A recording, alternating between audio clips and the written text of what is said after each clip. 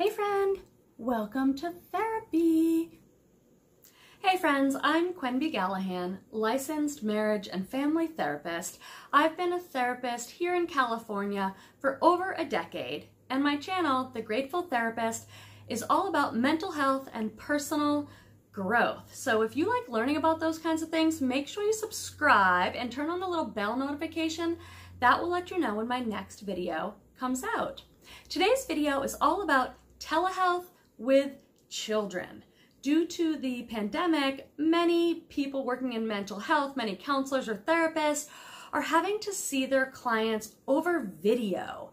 I've been doing a lot of research and educating myself about the best ways to make therapy over video with little kids work, so I thought I would share it all with you in this video. So in this video, I'll share with you ways to get started with video therapy, some things to consider, and also a few simple interventions that you can use with little kids in your first few sessions. Okay, so let's just start with the basics of video therapy to get you started.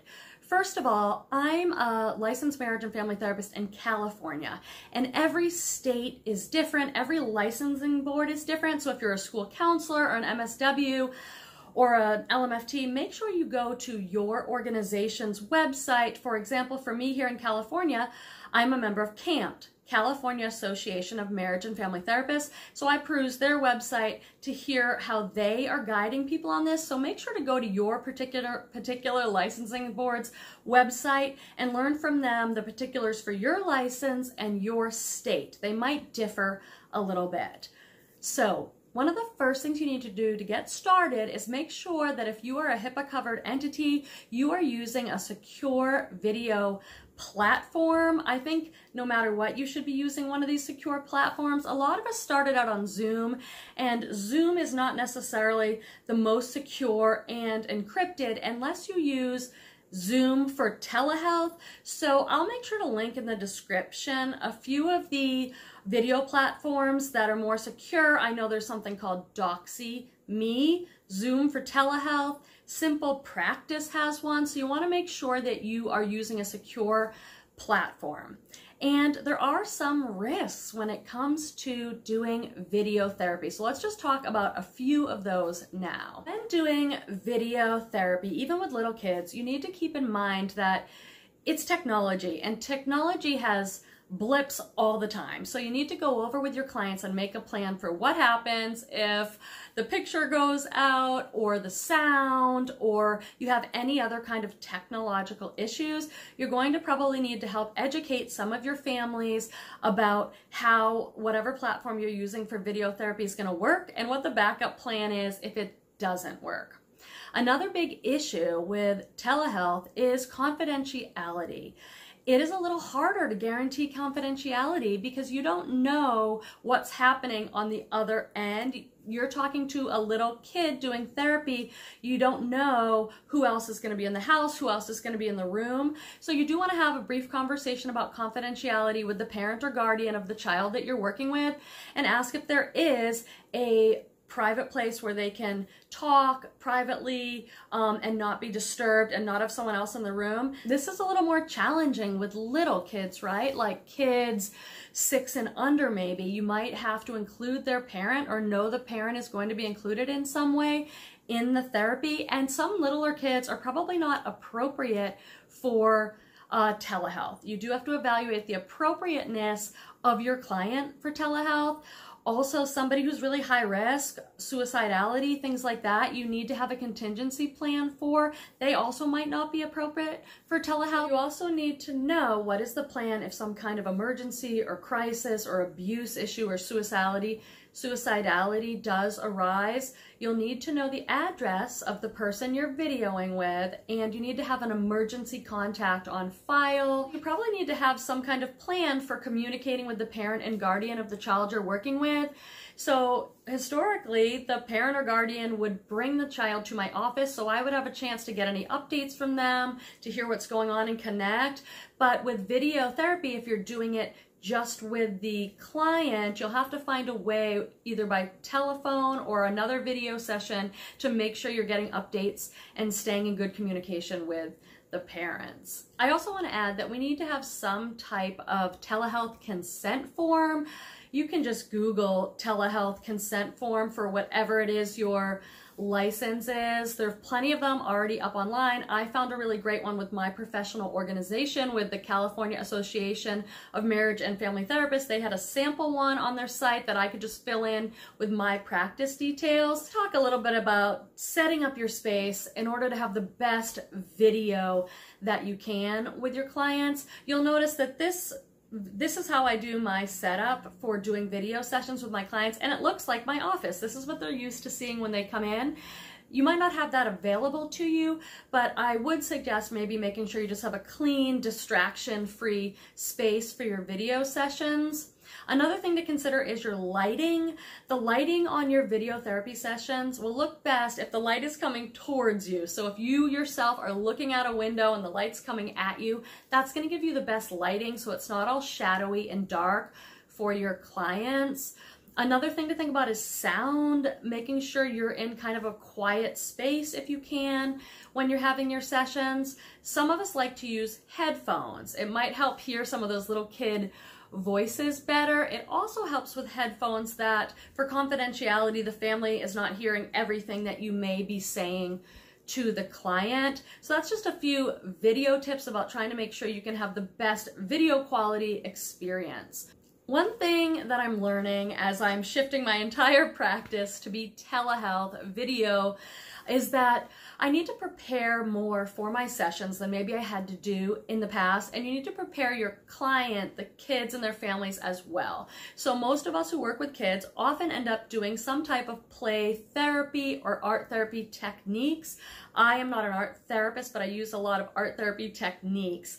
And so I like to tell my clients to be prepared with those things. So ask your clients to have paper, markers, colored pencils, scissors, Play-Doh or clay, stickers, anything that they might have. It doesn't have to be expensive. If all they have is paper and pencils, we will make do with that. That's fine. But you could give your families a little list of things that you may use in therapy so that they can have them ready.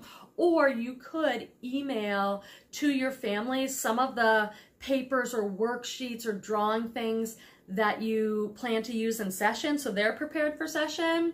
I'll show you some of the things like that I'm talking about. Why don't we shift gears and talk just a little bit about some of the interventions that are simple and easy to use with children using telehealth in the beginning stages.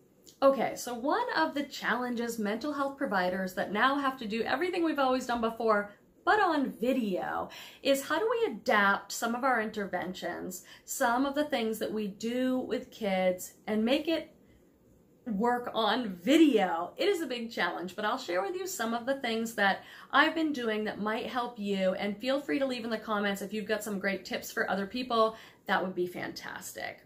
So know that you can send some of your worksheets or things to families first. You can also screen share on platforms like Zoom. So if you have a worksheet or a picture or something you want them to see, you can still do that. One of the things that I often do with little kids in the beginning when I'm just starting to assess is have them draw a picture of their family. So this is something that they can do with whatever supplies they have at home.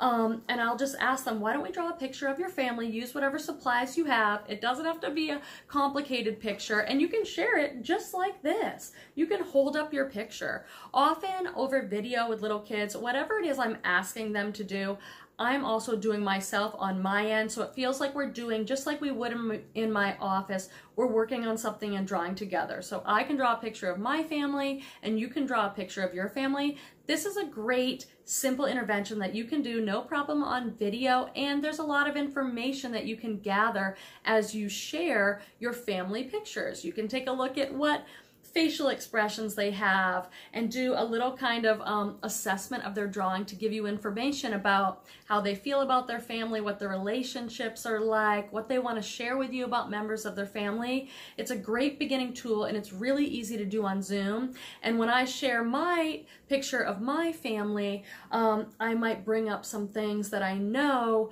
are important for my client in particular to hear based on what presenting problem they're coming to therapy with. Another favorite tool or intervention that many counselors use is offering education about feelings and allowing clients to talk about feelings, especially some of the more challenging feelings. There are so many ways that I can do this in my office. Most of us who work in mental health have some kind of poster on the wall with pictures like this, with the name of the feeling and some kind of picture on the feeling. You know, I have something like that in most offices I work in, and I can go in and say, oh, point to which feeling you've been having, or tell me about a time that you felt sad like this one. Some sort of visual. You could take a picture of this, scan it, and send it to your client. You could screen share it with your client, or guess what? It works okay to just improvise and hold it up and say, tell me about a time that you felt scared this week. And it gives you an opportunity with a visual to talk about any feelings that you know the client is presenting with, anything they may be struggling with. You could also have them simply with pen and paper draw a picture of their feeling, or if you had clay or Play-Doh, you could have them make that feeling in the clay or Play-Doh. And again, when my client's doing something with their hands, some type of art, I'm doing it too, so we are joined together and we can both share, and I can share appropriately and share based on what it is I know my client needs to hear and learn. And friends, a really easy, simple intervention that we probably all have ready to go is reading to our clients. Especially our young clients, you would choose an age-appropriate book, of course, but even if we're sitting just like this, and this is one of my favorite books, How to Fill Your Bucket. It's about a boy who wakes up and his bucket is not really full, and how does he refill his own bucket. So you can choose one of the books that you have in your office already based on what the client needs, and you can read, and you can just hold up the pictures just like I'm doing now with you. It works great over video. It's just fine. This is one that I've always loved too. My Family is Changing. This is a book about divorce, but it's still special time, and then you can read to them, ask if they have any questions, highlight certain areas and say, oh, you may also wish that your parents would get back together again, but this does not happen. Divorce is usually forever. And then you could ask them, do you ever have that where you wish your parents could get back together? So it's an opportunity to read and talk. A great, easy, simple intervention. Sometimes I like to end with a sweet book. So don't hesitate to read to your clients over video. Another tool, something I do with most clients of any age really, when we're talking about feelings, is use body drawings. So this is a really simple body drawing. So if we're going over feelings and they're talking about a specific feeling, I can say, do you have your pen and paper? Let's draw a body. It's just a blank body to begin with. And tell me about that. What does that feeling of anger feel like in your body? So you can see on mine, I sometimes feel some tightness in my chest, or like something sitting on my chest when I feel angry. And you can use lines, shape, color. Why don't you show me what it's like on your anger drawing? What does it feel like for you? This is appropriate for little kids. You don't need a lot of supplies. They can draw any type of body. They can even do a stick figure, and then they can share with you, and you can talk and do some education about how different feelings feel in your body. What can you do to alleviate some of these feelings? Take some deep breaths. So you still get to do this work along with each other, do some education, and think about how to make things very simple and easy that your client can do at home with the limited supplies they may have. So friends, that's just an introduction for how to get started, doing some telehealth. I have my puppet here. You can always make it fun and say, so good to see you today, client. Let us know in the comment section. Do you have any interventions that have been going really well for you?